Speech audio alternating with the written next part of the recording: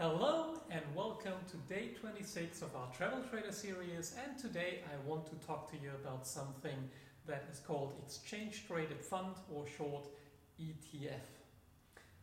If you think about the financial crisis we had in 2009, there was a lot of talking about so-called derivatives that caused the financial crisis, or that are at least partial fault on the financial crisis we had back then. Warren Buffett said something like, derivatives are a weapon of financial mass destruction, and as so often in the industry, if something looks like a duck, walks like a duck and quacks like a duck, it's still a duck. So basically the solution for these derivatives is that the banking industry came up with something that they call ETF, Exchange Traded Fund, and very similar to what we had yesterday. We have a basket and we have some stuff in there, and whatever the things in the baskets are doing in that ETF basically represents the value of the ETF going up or down. So why would you kind of do that? Well, first of all, in respect to mutual funds or other investment funds, we have some positives. If you have a look at the ETF, one of the positives is it's exchange traded, so we can buy and sell throughout the day. So we can always buy and sell that when the stock market is open. Other investment funds, for example, or if you buy mutual funds, most of them have one price every day, and that's the closing price of the day, and then you can buy and sell it only to that price. And these are tradable pretty much all day. Then they are considered to be quite cheap because you can, the mimicking of what the index does, for example, can be done very cheaply by computers, so you don't have all these active fund management. So they have some advantages. They are cheaper than other ones, so cheaper. And these are two of the main benefits of ETFs. These ETFs come in a lot of different forms and for different markets. You can have index-based ETFs where you can buy the index if you don't have enough money for future contracts, where the margin can be up to, let's say, 20,000 euro or something. You can buy very cheap ETFs. You can buy them on subparts of it, let's say just the automotive industry in the US, or the IT industry in Germany, or whatever comes to your mind.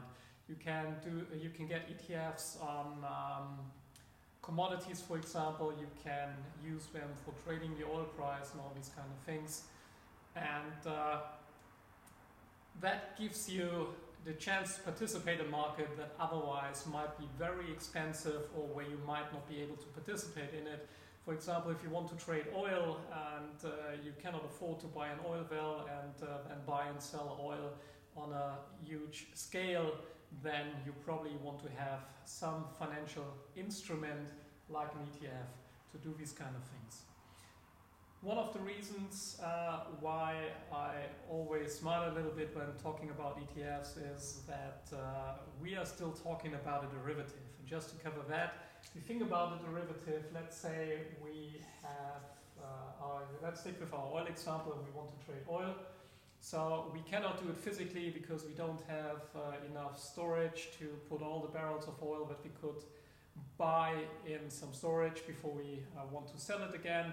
So we do that with the help of financial instruments, and what a derivative does is basically it's always derived from something that we call an underlying. And in our little example here, that's oil. And oil is the underlying here. So if ever the oil price goes up or goes down, it's exactly the same that our derivative of oil will do. So we can have different derivatives. In many cases, there are some derivatives that are said to be bad, like CFDs, contracts for difference, or options. And for some reason right now, people think that ETFs are great.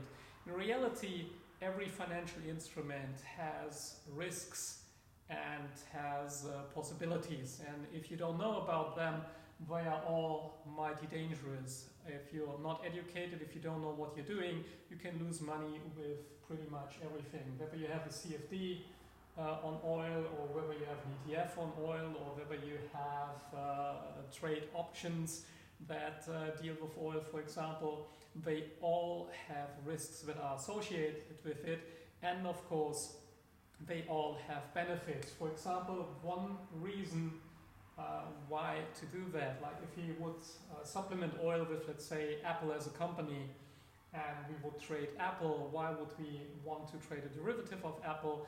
Well, maybe because we can use something in a derivative which is called leverage, or other people's money, that gives us the ability to buy more of something than we actually could afford. Of course, we are increasing our potential with the leverage, but the same works with the risk. So it's not, it always goes both ways. If we multiply a strategy that is losing money, leverage only makes us lose money faster. If we have a great strategy that makes us money and we apply moderate leverage in the right way, we can earn a lot more money than we could without it. So I hope that that was a little bit helpful. Exchange traded funds, they are great for the beginning, because you have some benefits that you won't have in index funds, and you can start to choose and pick good ETFs, have a look at how expensive they are, what the management fees are on average, and all these kind of things, so you can sort out the best ETFs, and you get a lot more possibilities in the investment world than you would have otherwise.